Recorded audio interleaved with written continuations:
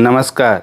मैं आज फिर आपके लिए हिंदी विषय के अंतर्गत एक पत्र लेखन लेकर आया हूं, जिसका शीर्षक है व्यावसायिक पत्र और यह पत्र औपचारिक पत्र के अंतर्गत आता है।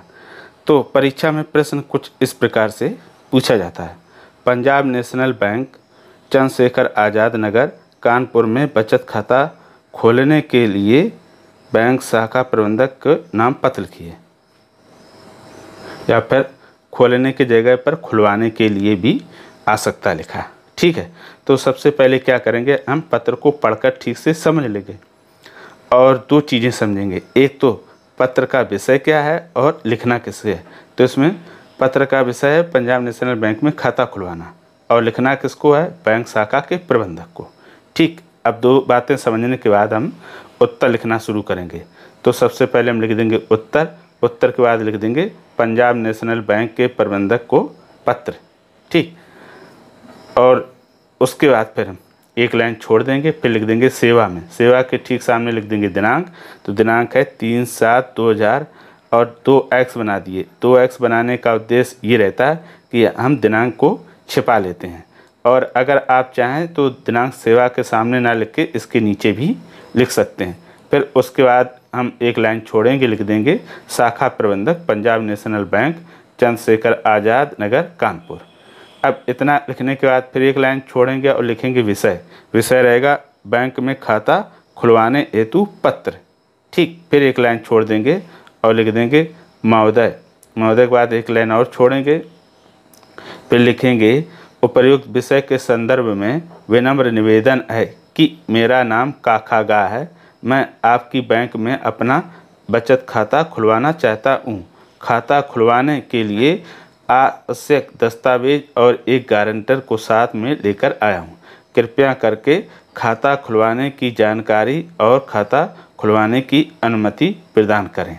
फिर उसके बाद एक लाइन और छोड़ देंगे, लिख देंगे धन्यवाद। फिर एक लाइन छोड़ेंगे, लिख देंगे भवदी। भवदी के ना लिखो तो आवेदक, कुछ भी लिख सकते हो। ठीक, और उसके नीचे लिख दिया फिर हमने काखागा, मकान नंबर आबासा नगर, उत्तर प्रदेश। ठीक, ये हो गया।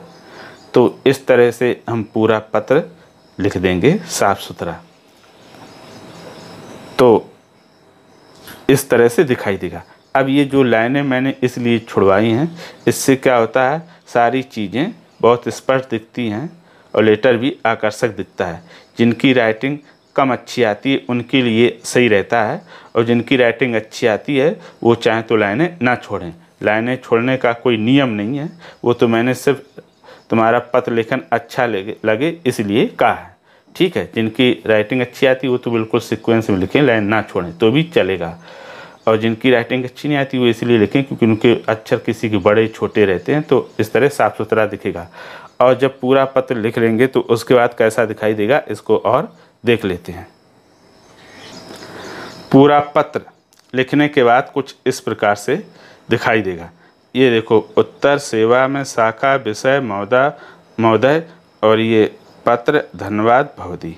अगर आप इस तरह से साफ सुथरा और फॉर्मेट में, सही फॉर्मेट में पत्र लिखेंगे तो निश्चित तौर में आपको पूरे में पूरे अंक मिलेंगे।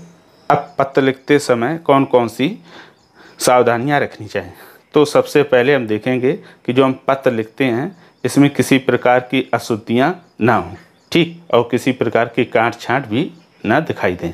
तो अशुद्धियों से बचने के लिए क्या करेंगे, तो हम इनमें उन्हीं शब्दों का प्रयोग करेंगे जो शब्द हमें सही से सरल ढंग से लिखने आते हैं। जो कठिन और मुश्किल शब्द लगते हों उनका बिल्कुल प्रयोग ना करें, तो इस तरह से आपकी अशुद्धियों में अंक नहीं कटेंगे। ठीक, अब हम इसको अभ्यास कैसे करेंगे। सबसे पहले तो आप इसी पत्र को, इसका उत्तर को 1 से 2 बार लिख लेंगे देखकर, और उसके बाद फिर हम बगैर देख कर लिखेंगे और फिर मिलान कर लेंगे। जो गलतियां रहेंगी उनका हम क्या कर लेंगे, सुधार कर लेंगे। तो अगर हफ्ते में एक बार, सिर्फ एक दिन 1 घंटा अगर अभ्यास करेंगे पत्र, तो आप बहुत अच्छे तरीके से सीख जाओगे। और आप इसी तरह से दूसरे विषयों पर भी अभ्यास कर सकते हैं। कोई ऐसा विषय हो जिस पर आपको कठिनाई आ रही हो, समस्या आ रही हो, तो आप कमेंट करके हमें लिखकर भेज सकते हैं। और आपने पत्र को कितने दिनों में सीखा था और कौन कौन सी कठिनाई या मुश्किल आई थी, वो हमें कमेंट करके अवश्य बताइएगा। तो फिर आज के लिए इतना ही, हम फिर मिलेंगे किसी नए विषय के साथ। तब तक के लिए धन्यवाद।